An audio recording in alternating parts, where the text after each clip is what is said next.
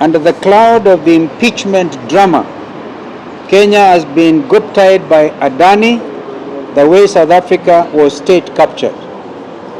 Kenya is facing an unprecedented threat of state capture.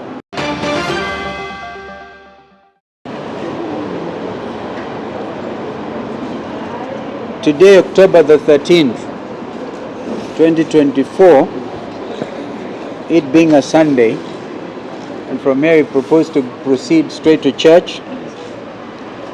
The headline of this press briefing is Kenya has been guptied by Adani. You may remember the story of Gupta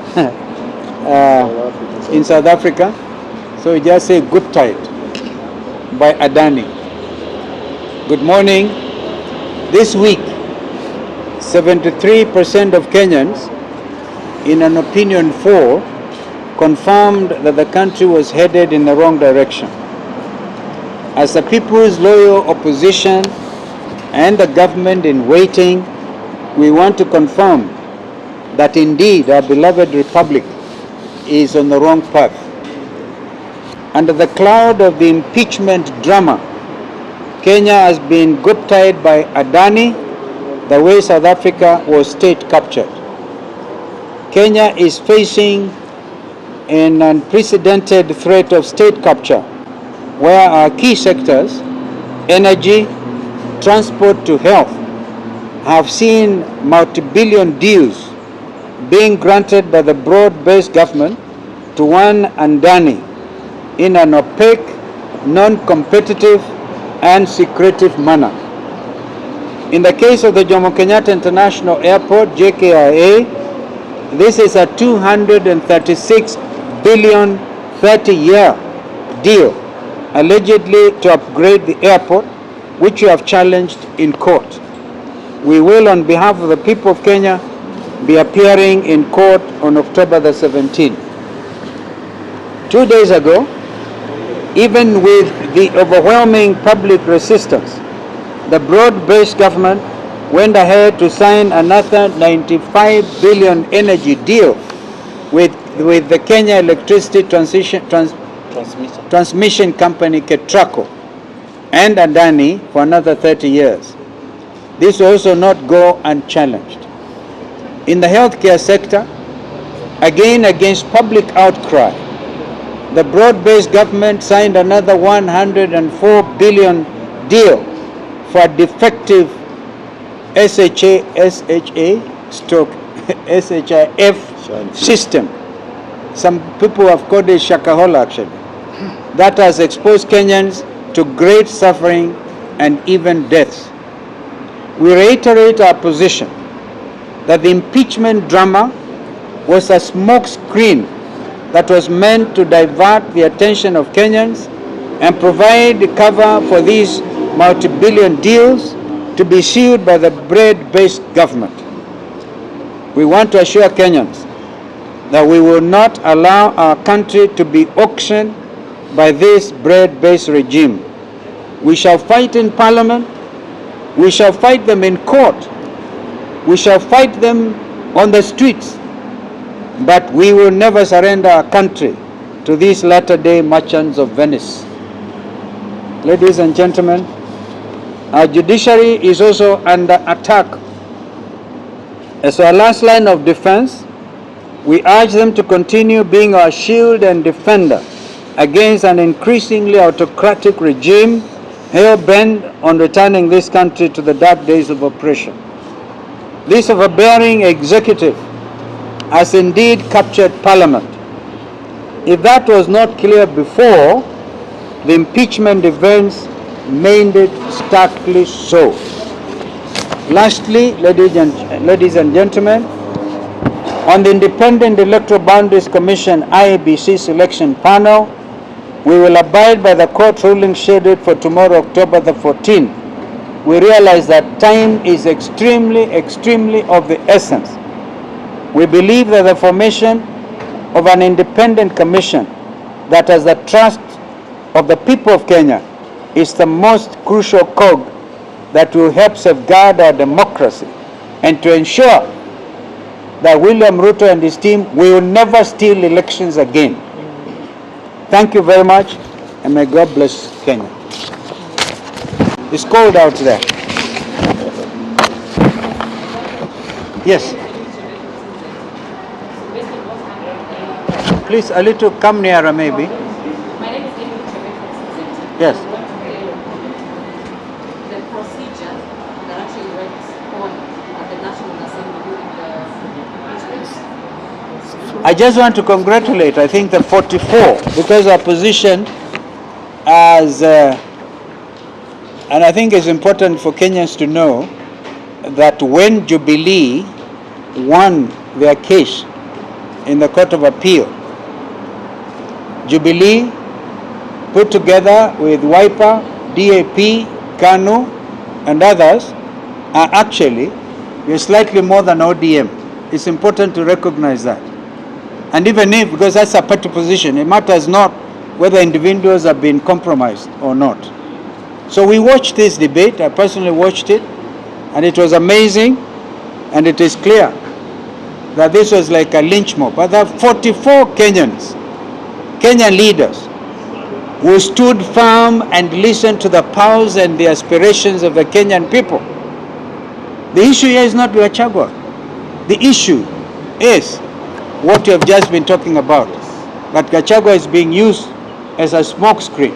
But Gachagua, as a Kenyan, has got his rights under the law, and I can tell you quite frankly, I was very impressed by his own presentation in his own defense. So what happened in Parliament? And you know, by the way, was it Emily? Emily. Some of us hold the view that this Parliament was impeached by Kenyans on the 25th of June. So they lack the moral authority to adjudicate on such heavy matters of national importance. I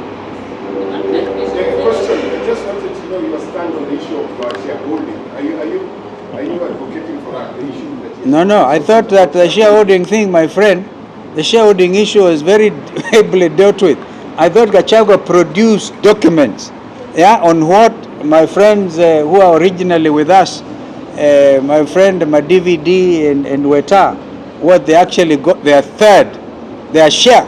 I think that, according to Gachagua, that if I listened to him, of course I wouldn't subscribe. This country can never be a company. It is not. We may have started as British East Africa company, but we are not. We are a republic. Exhibition on the 17th, you said you will be appearing in court. Yes, we are on record. We are there. That's the Adani matter. On the airport. On the airport deal, yes, the I think airport it's coming up this Thursday. Yes. John from KBC, there's a small matter of fidelity to your party. Yes. You issued a very clear direction on what position the Wiper Party has taken regarding the impeachment. Yes. Some of your members defied. Including Farah Maalim. Yes. Yes. So is there action that will be taken? By the way, the Farah Maalim thing must be made very clear, because of some very funny attempt, I don't know whether by the office of the Registrar of Political Parties, to give the impression that the party has had elections, all right, and we have re-elected Farah Maalim as a deputy leader. That was terrible concoction. Farah Maalim is undergoing disciplinary proceedings by Wiper Democratic Movement. So the ones who went against the party position, because it's not, I'm just a party leader, but the matter will have to be brought before the party disciplinary machinery. My name is Mike from 2047. Yeah. Has promised to take on a bill in Parliament to regulate impeachment process in the country. Who did? Please come nearer. Manyata MP. Yes. Manyata MP. Promised to take on a bill in impeachment. Yeah. Regulate impeachment process in the country. Saying that president governance process should be inclusive. Process should be? The impeachment process Should be public driven, citizen driven. If it was citizen driven, Gachagua will not have faced. By the way, have you not noticed, I was out of the country, but I followed very closely, that the so-called public participation turned out to be a referendum question on William Ruto himself. Was that ever recorded? So I think that this impeached parliament should have also taken into account what Kenyans said on the public participation forum, including making it worse by saying, move it now to the constituency. It was even worse.